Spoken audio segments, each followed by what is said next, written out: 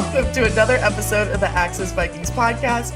I'm Emily Leiker, and I'm joined as always by my Minnesota Star Tribune coworkers Ben Goessling and Andrew Krammer. We were at TCO in Eagan earlier today for the first time since the end of the 2024 season. We're back in our houses now. We have a lot to talk about, from General Manager Kwesi Adofo-Mensah's comments today, most of which centered around two contracts that have not been worked out, one for a veteran QB who we will wait to name as long as possible, and the other for Kwesi Adofo-Mensah himself. So, Ben, let's just start with initial takeaways from this conversation with Kwesi, the tone, what was said, how many people were there, just in general, because this is not someone we get to talk to very often. Yeah. It was kind of a big deal today. Yeah, it was interesting in the sense of, they had this big offseason of all of these contracts and all of these upgrades to the roster, and most of the questions were about a quarterback they haven't signed and a contract for the general manager that is not done. So I'm sure they would have preferred the focus to be on other things, but those are still major issues resulting. I mean, the general manager contract is still a major issue, and the Aaron Rodgers thing won't go away, in part because the Vikings have not closed the door. I think that was one of the things that we learned again today, and we've kind of gotten this sense that they're not going to completely shut that door, but they didn't kill the idea of him coming here at some point. And I think some of that's a little bit of MO with the way the team does things. I don't think they're ever going to come out and say this is 100% not a possibility, because they don't want to leave themselves in a situation where they don't have a back door in the event that they need it. I think the 2023 season, where they had to go through all those different options at quarterback, is probably still on Kevin O'Connell's mind, where he doesn't want to have to do that again, and you want to have some side doors if you need them. But this is an interesting one because it's not just anybody. So I thought it was interesting to hear about that in some of the conversations that O'Connell and Rodgers had, and Kwesi made it sound like it was O'Connell driving the bus on a lot of those conversations based on the relationship that he's had with Rodgers for as long as they've known each other. But that was awfully interesting. And then just the question of how they go about it with JJ McCarthy. I mean, they talked a lot about he's checked every box and he's passed every test, and whatever phrase you want to use, he's done everything they want to see him do at this point. But you still don't know. I mean, you're not going to have a definitive answer to that until you see him on the football field doing quarterback things for real. So I think it's part of the reason they continue to look for options. And the fact that Rodgers has not signed anywhere means that story is not going to die, at least perhaps in the way that they hoped it would. Andrew, I want to toss to you in a second, because you were the one that kind of ripped that Band-Aid off today and asked the first question about Aaron Rodgers. There was one question before we went down the Rodgers train with Kwesi, and it was about JJ McCarthy, who yesterday, during an appearance on Kay Adams' Up and Adams show from the NFLPA golf tournament in Mexico, enjoying much sunnier weather than we are here in Minnesota, JJ said he hasn't been named, he hasn't been told he's QB1 yet. And I don't think that's a red flag. I don't think any of us were surprised that formal conversation hadn't happened yet. But of course, that came up the very first thing with Kwesi today. So I just want to play what he said there in response to that, to kind of set the tone of where we started with this QB conversation before things kind of switched over to Aaron Rodgers. Conversations, different things like that. When we pull the resources we did to draft JJ, and you go through that long process and all those things, I can't stand up here and say that's the outcome we want, and that's the outcome we're headed towards.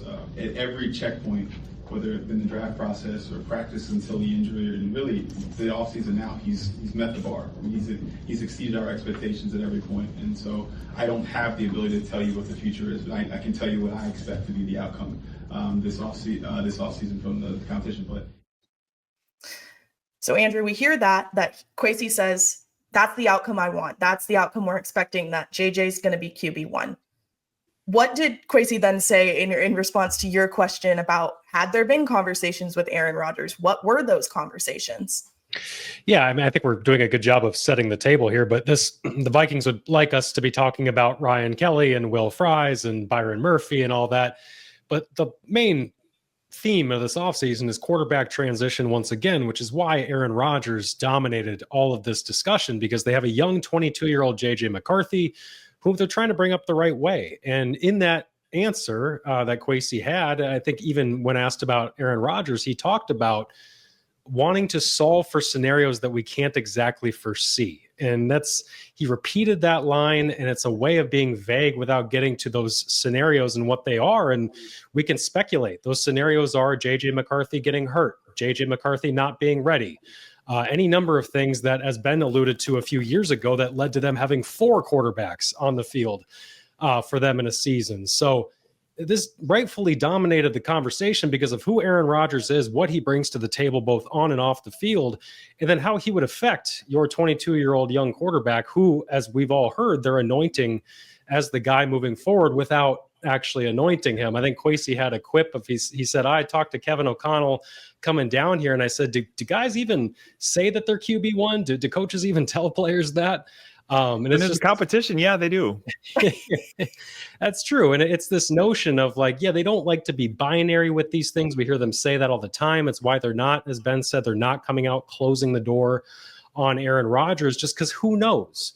But when that's your answer, it doesn't offer a lot of clarity, which is why my question was, can you provide clarity of what your level of interest was? And we didn't exactly get an answer, but eventually through all the questions that were asked about Aaron, we did get to the bottom of, Kwesi said multiple times, we feel good about our room currently. However, we still want to add a veteran to it.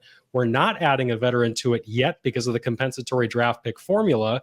And we all know Aaron Rodgers would not affect that comp pick formula because he was cut by the New York Jets. So they're not waiting for Aaron. They're waiting for any other number of players who would affect that formula if they added them. So I do think we got a lot of insight. It may have been more Aaron Rodgers questions than people were anticipating, certainly watching that press conference, but it does get to the heart of the really main topic of this Vikings offseason, which is transitioning to JJ and all of the fascinating things that go around it, not just with Aaron, but with trusting a young quarterback to take over an offense that is prepared to win right away. And so there's a lot of fascinating parts of this, but I do think that Kwesi eventually gave us a lot of insight into what they were thinking with Aaron and with this quarterback situation. Well, and people try to solve all the time for situations they can't see. It's called an insurance policy. I mean, we do this to our houses where it's, well, what if a tree falls on my house? I better have an insurance policy against that. They're trying to do that here, where you go forward and say, we plan to live in this house that JJ McCarthy built for the next 10 to 15 years. But if something were to happen in the short term, what is our insurance policy against that allows us to still be competitive? It's the question of what kind of a policy do you take out? I mean, there are different, this is, I don't need to carry the analogy too much further here. People come to this podcast to escape adulting, not to indulge in too much more of it.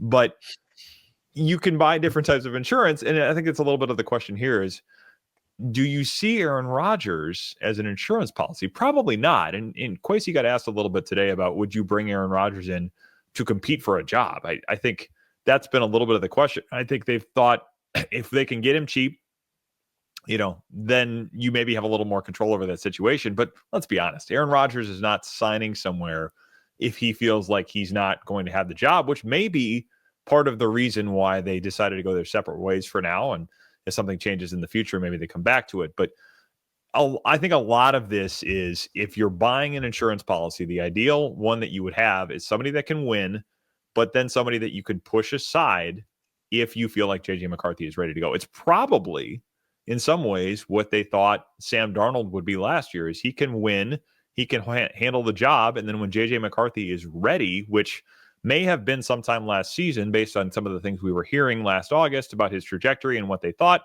then you can kind of have Sam Darnold pass the torch and nobody's going to be terribly attached to the previous guy such that they won't be ready for the new guy.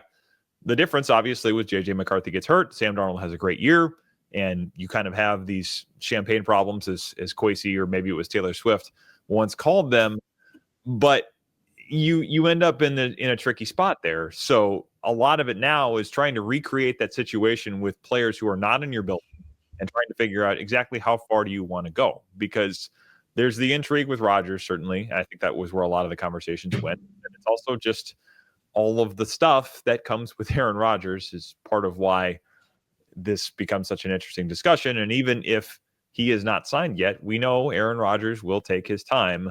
So until that's done or until they sign somebody else, you can't completely close that door.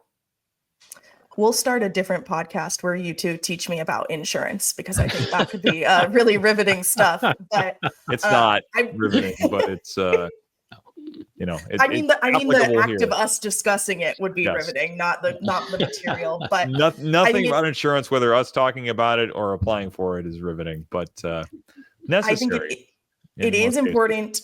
It's important to mention that Aaron Rodgers has gone on a visit to Pittsburgh with the Steelers. We talked about that a little bit last week. Mm-hmm. Russell Wilson, who had been with the Steelers last season, has officially signed with the Giants. He's going on a contract there.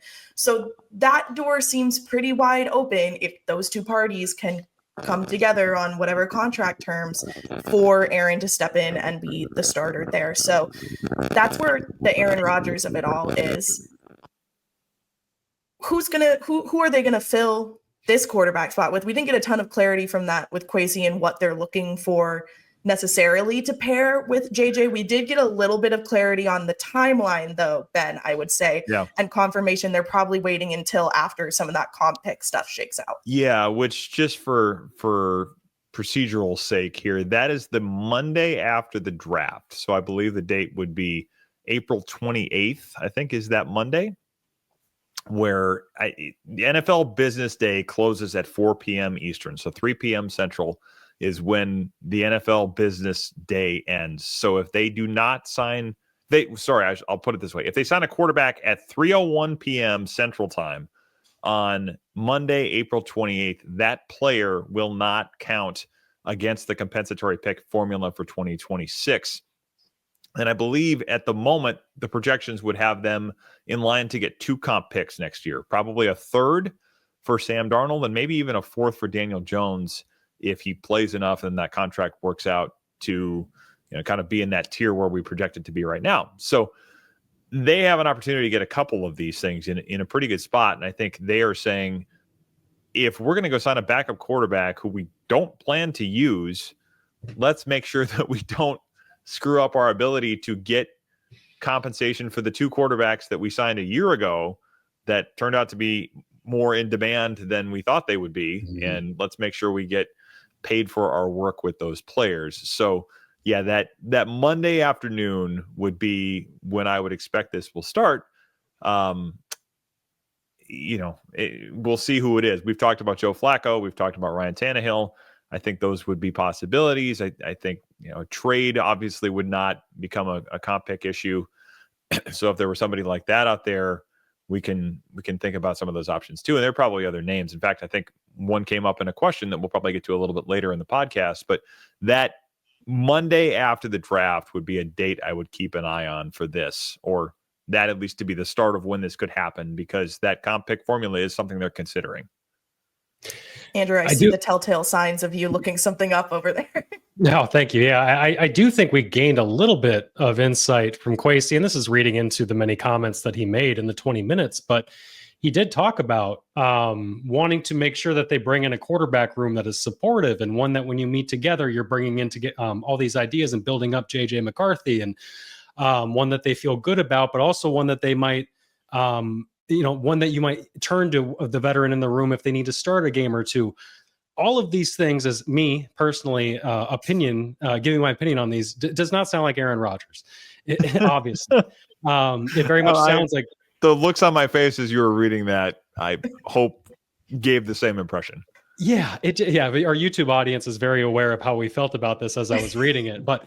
The point being is that they did give some insight into what they're looking for here. And I'm sure that was a huge part of the discussion about Aaron Rodgers, as Ben said, because I think Ben's the one who asked the question to Kwesi about what did you tell in terms of talking through Rodgers about his role?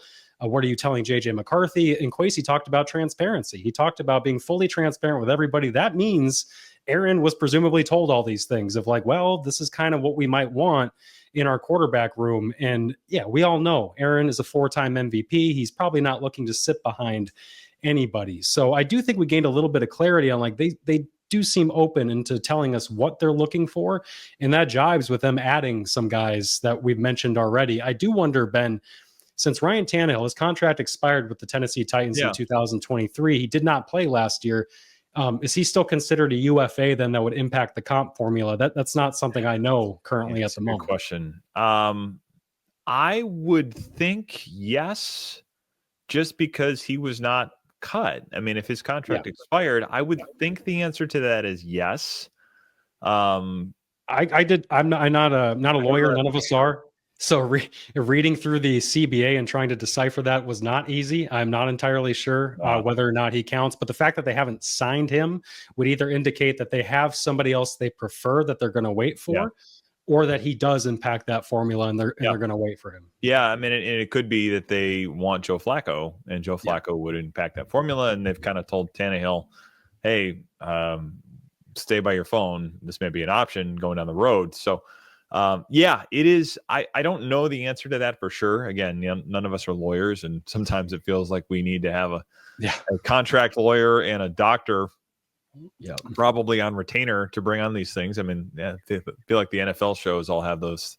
Well, it's usually the officiating expert that they bring in for this stuff, but we may need one of those too with the kickoff and all this stuff coming back up again next week. But yeah, I would think that it probably would, but yeah, at the very least, like you say, it may be that they're waiting on somebody else that they know it would affect it, and Tannehill could be a backup option to the top backup option or something like that. And it's worth noting that Tannehill, last time I saw him talk, he was on a podcast. I think it was an athletic podcast where he had mentioned he's looking for the right situation. He is not looking to jump just at any offer. So if the Vikings tell him, hey, you're our second option, but it might be an option for you, I'm sure he'd wait for it, seeing how he's already waited 16 months or whatever it's been. Most quarterbacks do not find the Vikings to be the wrong situation. Yeah, exactly. Speaking of not wanting to jump and maybe not a lack of urgency, but no specific running towards the finish line, we heard about Kwesi's contract negotiations. He got away from the Rodgers stuff and then got thrown the contract stuff, which I'm sure was a tough 1-2 punch from us today. But Ben, what stuck out to you about what Kwesi said about where his contract negotiations are? And we didn't really get an update, but what would you pull as the update from those comments? Yeah, I mean, there were a couple of things that I thought were somewhat interesting. We didn't get a lot of procedural update from it, but I think there's been sort of this question. I think Chip Scoggins asked it about if you're heading into the last year of your contract, does that affect the decisions you make for the franchise? Because your job is obviously to position the franchise to win now and later. And we have seen general managers in the past in a lot of places. I think we saw it here with Rick Spielman and Mike Zimmer, and we see it, other teams do this too, when they're in the final year of their contracts, those guys were not in the final years, but they were worried about their jobs, and they start to make decisions to say, we need to have a winner on the field right now. And I heard some of this chatter at the Gophers Pro Day, different coaches talking about what a team like the Giants might do at quarterback. And they signed Russell Wilson today because there's been all of this discussion about, well, they may draft one, but can you be patient with a quarterback when you probably have a GM and a head coach that need to win right now to save their jobs? Like, this is a reality of business in the NFL. Nobody denies that this factors into thinking. So Kwesi got asked about this, and he was pretty interesting on it. Almost seemed to take it, at least an opportunity to refute the idea that his character would allow him to think about anything other than what's best for the team in the long term. I mean, he basically said, if anybody's gotten to know me or interviewed me and spent enough time knowing what my integrity is like, then they'll come to the conclusion that I'm not going to ever do anything that is not in the best interest of the organization. He said, I have flaws, we all do, but doing that is not one of them. So it was interesting to hear how blunt he was, which is not typically the types of answers you get from Kwesi. He's typically a little more analytical. He'll kind of talk around things and give you different thought processes on things. But the sort of this affects me on a personal level nature of that answer I thought was very interesting. And I do wonder a little bit about that because of the way he came into this job. I know that for him, when he comes in 2022, and he's talked about it with feeling like he was down 33-0.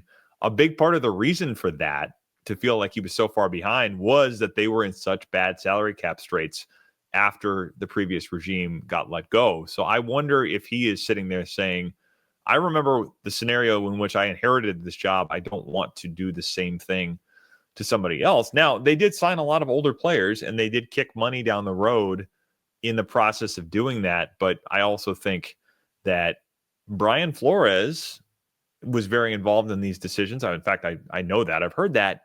And we have seen Brian Flores likes older players. So I think some of those things come into it. But I thought it was interesting to hear what he had to say to that, because it seemed to land for him on a different level than we often see him kind of at least talk publicly about. Moving on from Kwesi today, I did want to just throw out that there's some new rules and bylaw proposals. Ben, I'm sure we'll hear a little bit more about this next week when you're at owners meetings down in Florida, sunny Florida. So many sunny places we're talking about on this podcast today. The good transition one from quarterback talk and Kwesi talk and Aaron Rodgers talk into this category is that Pittsburgh has proposed a rule to permit clubs during the 2-day negotiation period to have a video or phone call with prospective unrestricted free agents and their player agents, and then permit some arranged travel. I didn't pull the full thing, but thought that was definitely interesting considering that Pittsburgh is in the market for a big name player this year. I'll get your guys' quick reactions to that and then kind of roll through these next few. But any thoughts on Pittsburgh's proposal there? Well, Emily, can you say that again? So they want to open it up. They basically want to open up the tampering period for longer. Is that what you're saying? They want in-person tampering. They want in-person tampering or over the phone tampering. Basically, Pittsburgh's saying, boy, I remember when free agents used to take visits. I remember when guys used to actually take time before they made these decisions. And now Kirk Cousins is talking to Falcons trainers the weekend before free agency opens.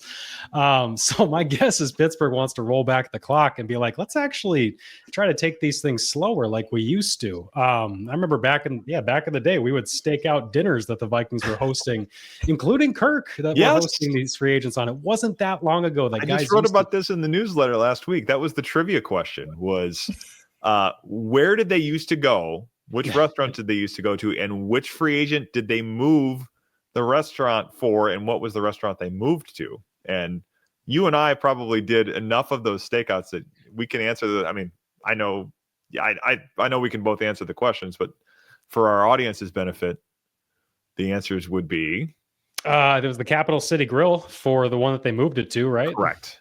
With Kirk. And then they used to do it at was it Murray's or Manny's? They were at Manny's. Manny's would be like the A-list free agents, and then for the B-listers, they'd go to Wildfire and Eden Prairie. But that's right. I remember you and I standing outside of a couple of those at Manny's, at Manny's. And I think there was a Friday that Spielman, it was like maybe Michael Johnson, and you and I are standing out there, and Spielman generally would kind of just be so like amused and kind of annoyed that we were still there, that he would at least like, all right, fine, I'll talk to you. And he tell us something about like, it was during Lent and he's Catholic. So he's like, I couldn't even eat steak. I had to have, lobster tail or something. And he generally would give us lobster tail. He had to have lobster tail. The burden he bears. I definitely remember one of those. It may have been the same one. Zimmer rolls in and I catch him in the lobby of Manny's and he starts laughing at me and goes, "What are you doing here? You know you're not going to get anything." And they had just traded for Mike Wallace like an hour before. And I said, "Well, can I ask you about Mike Wallace?" He said, "Yeah, sure." Like, okay, well, then this was worth the visit. So, yes, Manny's was the location of that exchange. Yeah, that was the same trip. I think we talked to Rick about Mike Wallace as well. Yes. Yeah, they moved it to the Capital City Grill. Long story short, the Vikings used to do this. Teams used to do this. The Steelers clearly would like to do this. And they are the old kind of guard organization that moves a little bit slower, seeing as how they still don't even have a quarterback. than everybody else. So I'm not shocked by this, but I also think it's probably better for teams. The NFLPA has tried to get around that by creating this report card to be like, okay, guys, if you're not even going to visit, we'll at least poll everybody in every city, so you at least have a little bit of a understanding, because all this money flies so quickly. And I do think that over the last 5 to 10 years, we've talked to GMs and executives about how texting and just how quickly people communicate now has facilitated all this stuff so much faster than it used to. And everything, the money just flies around so much quicker than it used to. So it's this game of musical chairs where guys want to commit as soon as possible because the money might be gone somewhere else if they wait. If they're like, no, I want to visit on Wednesday, the team will be like, well, our money's already gone, so we got somebody else. Sorry. I do think UDFA process a little bit. Yeah. But people always talk about that's like the Wild West from guys who are trying to sign right after the draft. Yeah, exactly. So I do think this is maybe Pittsburgh trying to slow it down. I will be very fascinated to see if teams like the Vikings, well, we might not never know if they vote yes or no on this. I imagine the Vikings might vote no and say, no, we got a good reputation. We don't need guys to visit. Like, we're the ones who the PA loves. Like, you know, all these other teams, you know, want to try and sell you on X, Y, or Z. Maybe the Vikings vote yes, and I'm off base on that. But I do think the Vikings have had no issue wooing free agents without visits, in part because of how well they're regarded around the league. Yeah, that probably helps. They may also say just showing off TCO Performance Center, they may see it as a good thing. True. Yeah. Yeah, I will say I went back and I looked at the full commentary, and it does say that travel would still not occur until after the new league year starts. So it wouldn't be during the legal tampering period. But once a player agrees to terms, they would be able to arrange the travel. So would just kind of move that part of the planning process up a little bit. But still, if you're able to keep that all in one phone call, okay, we're agreeing to terms, let's agree to when you're going to come out here. Yeah. That's maybe also a big one. Another one, the only one that Minnesota's on in there formally, this proposal comes from Baltimore, Cleveland, Houston, Las Vegas, Minnesota, Philly, and Washington. And it's that they want to be able to prepare the kicking footballs, also known as K-balls, before game day. So hopefully we'll get to talk to Matt Daniels. Hopefully that goes through, and then we can grill Matt Daniels about what K-ball preparation is like, right, guys? What Will the Thrill wants in his K-balls. Is this another Deflategate? is this Will wants to get the right PSI in there? Like, what's going on? Why do they need rub a whole the right day mud into it? Yeah. Yeah, I don't know, but that's the only one Minnesota's on. The ability of kickers to overthink is not something we should underestimate. Shout out Blair Walsh. That's true. You remember that when they were moving into TCF Bank Stadium and they had the maps of all the wind currents and the different different parts of the field of how it would affect things. I don't know if they had a scenario in there for it's 6 below and you're kicking from 27 yards in the open end of the stadium. Oh no. To beat the Seahawks. Maybe that wasn't on the diagrams. I don't know, but kickers are a little bit like golfers where if there's a variable that they can control, they get a little bit interested in doing that as precisely as possible. I guess the only analysis I have to offer on this is I suppose it jibes with the fact that they want to. Didn't they move the kickoff or confirm that they're moving it to the 35-yard line, right? They are voting on that, yes. So the dynamic kickoff that we got last year was a 1-year trial. So this was basically going to be revisited at the owners' meetings this year. The proposal they have put in, I think, moves the touchback to the 35 instead of the 30, which they had talked about doing. I remember Rich McKay saying that last year, head of the competition committee, saying they had talked about moving it to the 35 last year, but they settled on the 30 for year one. So the hope with the 35 is that the touchback becomes such a detriment for a defense that people say, hey, let's kick it and try to put it in play, because the NFL wants the kickoff to stay as a play, but they also don't want it to be something where guys are slamming into each other full speed like the old kickoff. So my guess would be that would pass, because the alternative is you don't keep the dynamic kickoff at all and you go back to the old one, which I don't think anybody wants to do. So my guess is that one will pass. So we'll see what that looks like. But yeah, that one is pretty interesting too.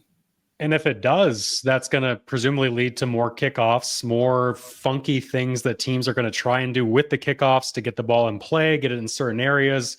Will Riker is going to for last year, basically. Yeah. So if this actually, if they keep pushing it up to keep getting it, Will Reichert is going to want the whole week with the footballs just to make sure he can do everything possible to do whatever is best for the team.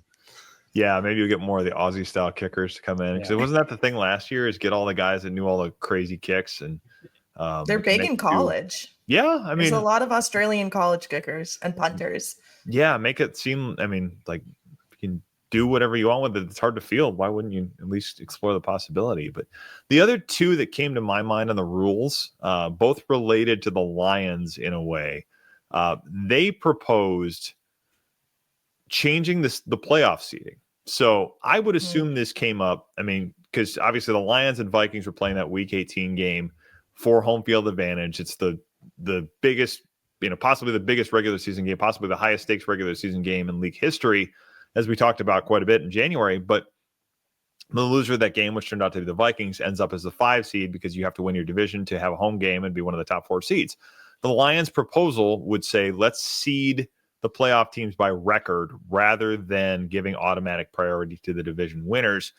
I would assume that this conversation in the Lions building would have started before that Vikings game, where they're saying, can you believe that if we lose this game at home, we're going to have to go on the road the whole way, possibly? So, I mean, the Vikings ended up in that same scenario, but my guess would be that the Lions were looking at the situation just how the Vikings probably were and saying, this is stupid. We got to do something about this. So I don't know that that one will pass, because the league likes division play. They like to have backloaded schedules that are full of division games, full of rivalries. The Week 18 schedule is 100% division games, and they want to know that there could be things on the line. So I think I have a hard time seeing that one pass, but it'll be interesting to see if there is momentum for that. The other one, which was kind of funny, I guess in some ways, was the team that proposed not making, I'm trying to remember what the details were, defensive holding being an automatic first down. Wasn't that the deal? Yeah, hold on. I have it. I'll pull it up. Yeah, I'm pretty sure that was it. Yeah. Like if you hold on a 3rd and 10, it's 5 yards, but not a first down, I think. Not an automatic first. Yeah. Right. That's my understanding of it. To talk about, though, the first point you were making before we get back to that, that is fascinating and not shocking that Detroit did that, because while they won that game against the Vikings to get the 1 seed, I remember offensive linemen saying afterward it felt like they kind of emptied the clip on him in terms of throwing every blitz that they had in the book at him. They obviously blitzed the heck out of Sam Darnold and put him on his back. And even when they didn't, they were pressuring him and chasing him around. And I think it was either Brian O'Neill or Garrett Bradbury who said, like, look, in our first meeting with them, we saw some things, they would spam some blitzes and repeat some things. But then this game, it just felt like they had given everything that Aaron Glenn had in his playbook. And then you see them go against Washington and lose in the playoffs in a way that Jaden Daniels and that offense looked prepared for everything Detroit could throw at them. And also just the fact that Detroit was incredibly beat up, obviously, going into the end of the season. Alex Anzalone comes back with a broken forearm to play in that game, and it's amazing in that game. But then look how tired and dead they looked in that loss in the playoffs to Washington. That's not too unsurprising for Detroit to be like, hey, like, we won that game, but like it wasn't a playoff game, and it kind of was forced to feel like it. Yeah, and it essentially, I mean, the benefit was you get the bye, so you advance in the playoffs by winning that regular season game. But yeah, they did have to empty out a lot to win it, or at least they probably went in preparation-wise thinking they needed to do that. But yeah, the holding one, speaking of Alex Anzalone, who I remember going for a ride on, I think it was maybe TJ Hawkinson, on a couple of goal line crossing routes in that game. Not surprising to learn that the Lions are, in fact, the team that proposed, let's get rid of this, because there's nobody who has been hurt by defensive holding yardage more in the league than the Lions, and there's been nobody that's been helped by it more than Justin Jefferson and the Minnesota Vikings. So that one, I guess they did the Vikings a favor on the playoff one, or at least they can spin it that way. But the holding one is kind of a, hey, we should change the rules to make it easier for us to play the kind of coverage that we want to play, which is currently not legal. Right. Yeah. So that one was the formal language is eliminating an automatic first down as a penalty imposed for defensive holding and illegal contact. And then the proposal right after that is Green Bay with banning the tush push, which is Yes. probably the one that will get the most media coverage Yep. over the next week and a half. So we don't need to spend very much time on it. No, the holding one is, I mean, I do think, and the Vikings, I think, had a couple of these too, where it's a 3rd and 20 and you force an incomplete pass and then it's, defensive holding. It's an automatic first down, even though it's 5 yards. It's like, it's effectively functioning like a 20-yard penalty, not field position wise, but a new set of downs. It's as if you covered the 20 yards. So I can see it from that perspective, but if it leads to people just feeling more emboldened to grab, I don't know if that's a good thing. And this isn't just because they faced the Lions twice, but we know that the Vikings led the league in pass interference yardage and illegal contact yardage drawn because of Justin Jefferson and Jordan Addison. So we're pretty sure about how the Vikings will vote on that one. Yeah, I'm sure they feel like it's a secret piece of their offense. I mean, we know teams do this. We've heard that about the Packers over the years, that there are people that think the Packers just throw it deep a lot, saying, well, if we get a DPI, it's a 40-yard play.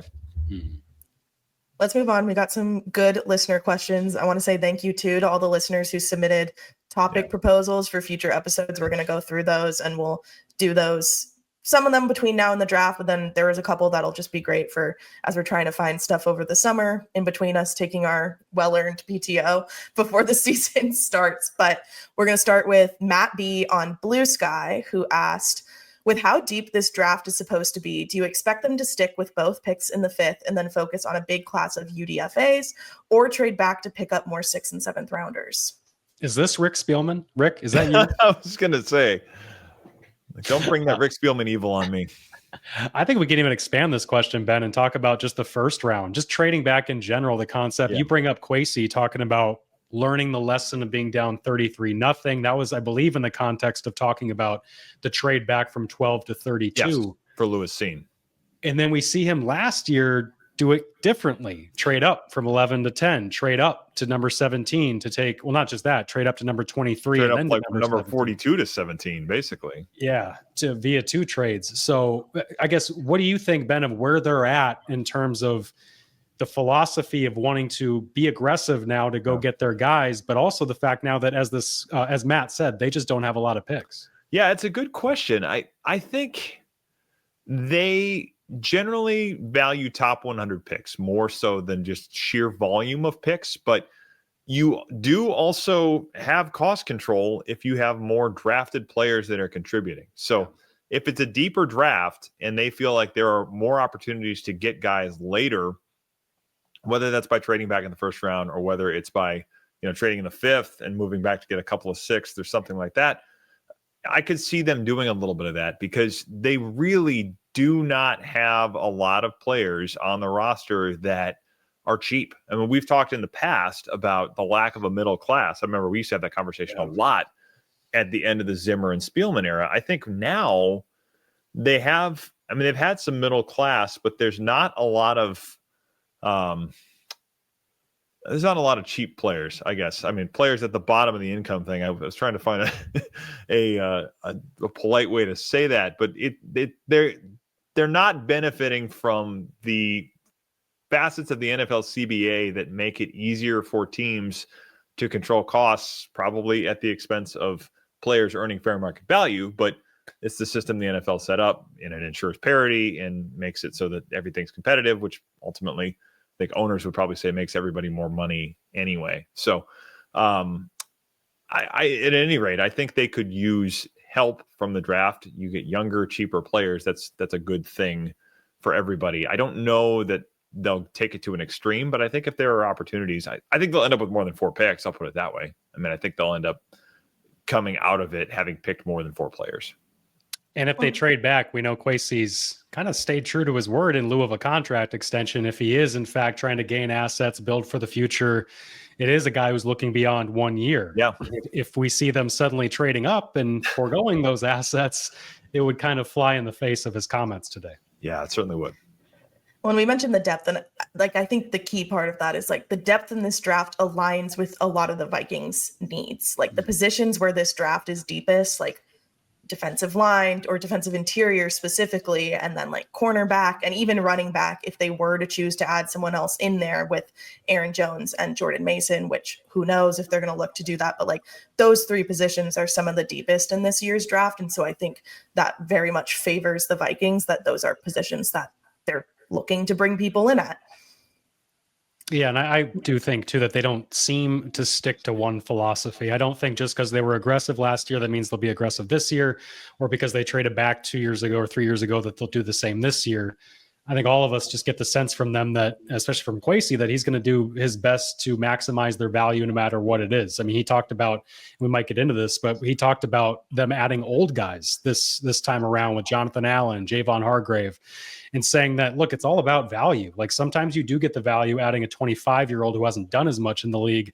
Whereas, this time we're getting value because we're adding a guy who's coming off an injury, is aged, and other teams will mark him down because of that. So I do think that they're going to be open to your point, Emily, if they view depth in this draft of like, we'll trade back from number 24 to 32 or out of the first round, which they might not do because of the first round contract control. But if they decide to trade back, I think they would be open to that, understanding it's the way to maximize the value. I do not think they're beholden to a certain strategy. Yeah, I mean, I think, however, you can get to the money ball. We call it the money ball strategy, but market inefficiencies, or places where the market has not priced things properly, and it becomes an efficiency for you because the market has not reacted to the way it should be. I mean, that was, that's been running backs, I think, in some ways, that they've looked at this and said it's cheaper to get production out of this than it used to be, or perhaps should be. It's been injured players because I think they gamble on their medical staff, which is not under the salary cap. So, I think those are some places where you see them kind of look for that approach. Whereas obviously in baseball, famously with Billy Beane, it was college players can be more reliable. They tend not to be as sought after in the draft because scouts aren't as wowed by them. It's guys that can walk, because everybody pays for home runs, but people don't pay for walks. But a walk gets you on base and keeps an inning going, and all of these kinds of things. You look for ways to win without costs that everybody else values. So you kind of try to zig where everybody's eggs. And I think those are some places they look to do that. And that's probably the overarching philosophy as much as any one way we see them apply that. Andrew, you mentioned old guys, so I'll go to this one that I think hit your email inbox next from Shane. Are you surprised at all that one of the NFL's oldest teams last year keeps adding old guys? Andrew. I think it was Kevin Seifert asked this, so maybe he's Shane. I don't know. Seifert had asked this at the presser about I can't remember the phrasing of it, but it was about the philosophy of adding older guys as opposed to guys fresh off their rookie deals. And Kwesi, as we talked about, mentioned value and finding value and saying that we've got a team of people who project and offer us these lists of free agents, and that kind of set up our conversations for these guys. And they look for value any which way. And this was one way that they saw it. Now, I do think, as Ben mentions, but the Brian Flores influence, my guess is he helped nudge them toward a 3-tech, an interior defender of no doubt he did. The position of need, right? That's just the thing they didn't have. Like, he loved Jonathan Bullard from all accounts. He liked what Jerry Tillery brought last year. Neither of those guys are with the Minnesota Vikings anymore. And I don't think it was because they were unlikable or not solid enough. It's because they just didn't have the punch up the middle that you saw the Rams wreck the Vikings with in that postseason game. So to me, I do think that while they're looking for value and adding older guys, this also just seems, and Ben, you can add more to this, just seems to be following with Brian Flores, who's got the grocery list, and they're going to trust and go out and get whatever he wants. Yeah, no doubt. I think Brian Flores, we've seen it, whether it was Andrew Van Ginkel, Jonathan Grenard, Blake Cashman last year, Stephon Gilmore coming in. Those were Brian Flores influenced moves. And I have zero doubt that Javon Hargrave and Jonathan Allen were the same thing here. In fact, I think we heard it last week, how much Brian Flores was in contact with Jonathan Allen's camp trying to get that deal done, that, reiterating, hey, we want this guy here, and this is going to be a good situation for him. So I know he wanted pass rush. I know he wanted guys that have shown they can do it and that can bring interior pass rush, because we've seen the Vikings get burned by that. I mean, when we talk about Garrett Bradbury, that's going to be part of the Garrett Bradbury legacy in Minnesota is the number of times, whether it's Dexter Lawrence, Kenny Clark, Grady Jarrett, different guys we've seen over the years that just overwhelm him. So they want guys that can do some of those same things, and you can get them in the draft, but I think they also said, we can't wait for that. We've got money to spend. Let's get guys now that we know can produce at this level. And I think especially with those types of guys, it's a Brian Flores thing for those types of guys. It's a Kwesi thing probably to get some efficiency, especially with the free agents that got cut, so it doesn't affect the comp thing. And then it's the overarching thing of these guys are coming off injuries, and we trust our medical staff can get more out of these players and get them healthier and keep them healthier than maybe other teams would be able to do. So those two signings, particularly Allen and Hargrave, I think are very much at the center of all of those things. Neil asked, putting the Vikings aside for one moment, was this the worst NFL season in recent memory? This our buddy Neil from across the pond? Yeah, Neil from across the pond in London. Yeah, and he had some more to add to it, but he was just basically talking about how he felt like, and I'm pulling it up right now, he felt like that this NFL season, there were a lot of weak teams, multiple weeks in the second half of the season that saw only one or two meaningful games, and the playoffs probably had 4 good games out of 12, and that finished with a blowout in a one-sided Super Bowl. It's terrible. So it's an interesting question. We talk about parity. Is there parity from everywhere but the top? It feels like we kind of knew who the top teams were. There were teams like a team like Washington surprised us. That was maybe the biggest surprise of the postseason to make it, obviously, as far as they did. But we kind of knew getting there in the way that they did. Yeah. So other than that, we kind of knew who the top teams were. So, I mean, Ben, what do you think of that in terms of him saying the worst season in recent memory? Yeah, it's a good question. I mean, Neil, as usual, brings a lot of wisdom. And I don't just say that because he gets together with me to drink a pint in London when I go over there. But it's I think it's a good point. And it's one that you've heard Tom Brady, of all people, echo. When Tom Brady is on podcasts, this is something he hits on a lot, is that I think his big issue is player development, that guys don't get time to learn and absorb things. And you hear coaches will gripe about this anytime you give them 5 minutes, that the short offseason program makes it harder to get players developed and get players ready to play in the NFL in short order.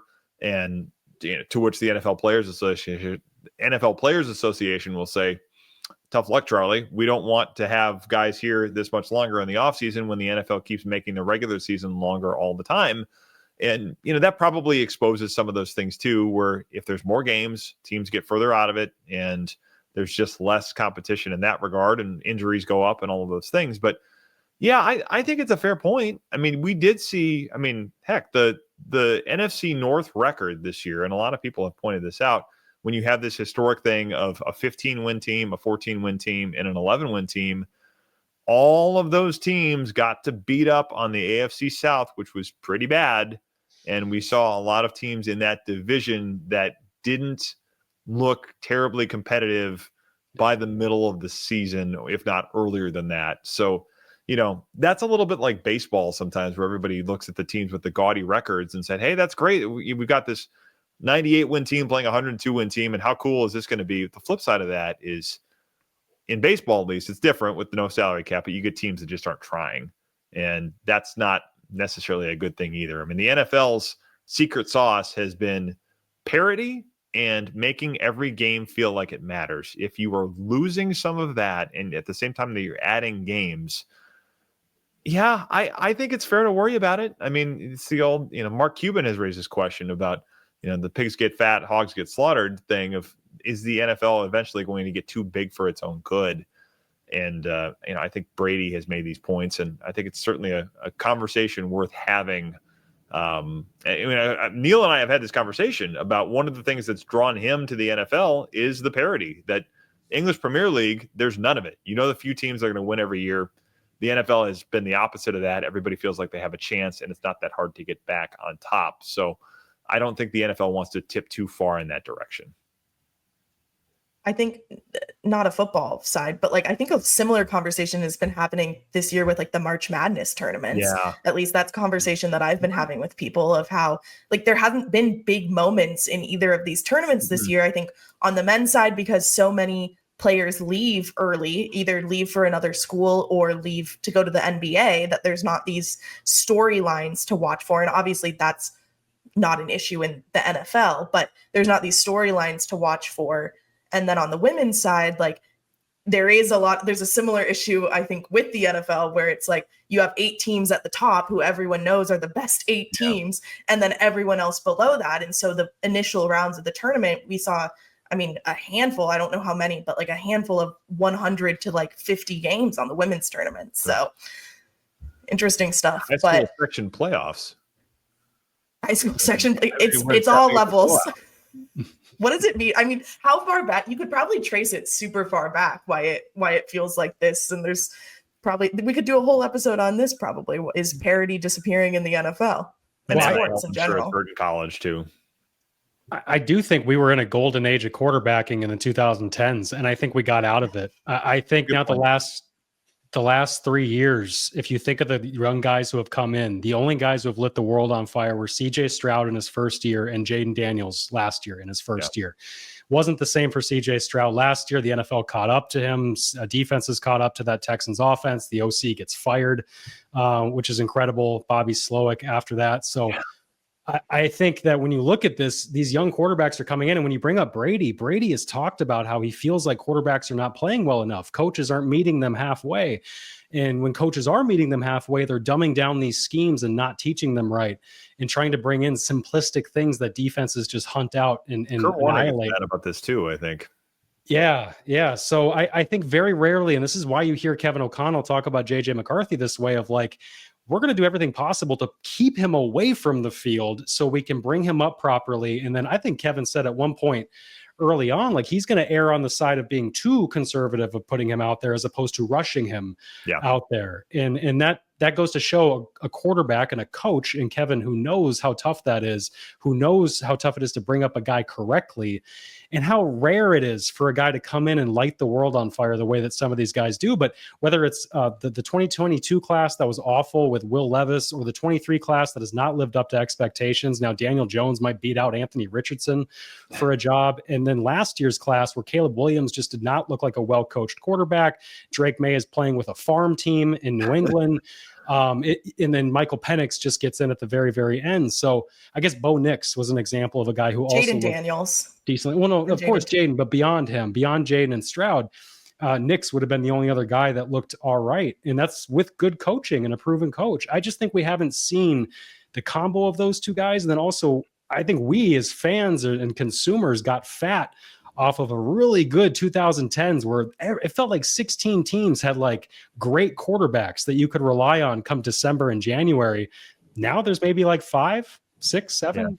I mean, you're right. Some of this is generational. You got your Breeze, Manning, Brady, Rodgers to an extent. That class is kind of moving on, you know, kind of like you had in the 90s, I suppose, where McKelly, Marino, Montana, all of those to Aikman, I guess towards the end of the 90s, but that was more concussions than age. But Steve Young, same issues. Those guys move on, and then, okay, what's next? You probably went through a little bit of that lull in the early 2000s where you see the Bears with Rex Grossman make it to a Super Bowl, or, you know, some of those kinds of things. Dilfer, you know, the Ravens, all that kind of stuff. Brad Johnson with the Buccaneers. So there may be a little bit of the generational thing there too. It's, it does follow a lot on the quarterback thing. And the last point I'd make on this is, Tom Brady, the Michigan man, if you don't think that Tom Brady is giving some of these thoughts to the head coach who happens to be his former backup that now is overseeing JJ McCarthy, I think you're kidding yourself. I would bet those two have talked more than once about JJ McCarthy's development. So I think Brady's just interested in the position. Brady is a proud Michigan man, so I'm sure that there's that. And he and O'Connell obviously have a relationship that goes back a long ways as well. So I'm sure if Tom Brady thinks those things, Kevin O'Connell has had conversations with him about those things. Two more we'll quickly wrap up with here. And speaking of quarterbacks, Mickey L asks, what are the chances that Case Keenum would return to the Vikings? I liked this one. I got this one in my, I think on our Access Vikings email. So I put this one in the mix. Andrew, I've talked enough. What do you think on this one? Oh boy. I don't think that's going to happen. I don't think it's going to happen, but you know what? Who knows? Who knows if Joe Flacco says, hey, I'm sick of waiting. Ryan Tannehill says, you know what? This beach in Cabo is really nice. Maybe they get down to the point where Case Keenum comes back, but he is not a name certainly that Ben, you've reported. It's not a name that anybody's reported as being linked to the Vikings. Mike Zimmer's not here, so I'm sure Case wouldn't mind coming here. But at the same time, I don't know if he gives you the upside. Certainly not recently the starting experience. When's the last time he was a starter? Was it Denver the year after he left Minnesota? Probably after he got the big contract to go to Denver. Yeah, I think that would have been probably the last time, just looking it up here. All the guys that we've talked about the Vikings adding have been recent starters, have been guys that when they were last with their teams were starting caliber guys, as Kwesi talks about. Yeah, he flamed out of that job, and has started, just a couple of games since he lost that job in Denver. Yeah, and just to make it quick, I just think when Kwesi talks about adding a spot starter, I just don't know how high Case is going to rank on that list. Yeah, I mean he's got Rams stuff in his past, but that probably predates McVay. Rams. That was Jeff Fisher. Because it totally was, because 17 was when McVay brought the Rams that were the talk of the league to US Bank Stadium, and Zimmer was like, I can punch this thing in the mouth in 2 minutes. I mean, Mike Zimmer was fairly confident of what he could do to that offense that week. And Case Keenum, of course, would have been the Vikings quarterback with that team. So, yeah, it would seem like an odd fit. And, we talk so much about rhythm and timing with this offense too. We hear Kevin O'Connell talk about that. That is not exactly the way that Case Keenum played when he was the starter during that miracle run in 2017. So a lot of, what did Zimmer say that year? He's got a horseshoe. So he's that way. He said a few things. He's got a horseshoe, and then I think he talked about his intestinal fortitude, I believe. Something intestinal or something different. So he talked about his fortitude somewhere or another. It's a family show. You can look it up. Intestinal fortitude actually is a great segue for our final question. How about that?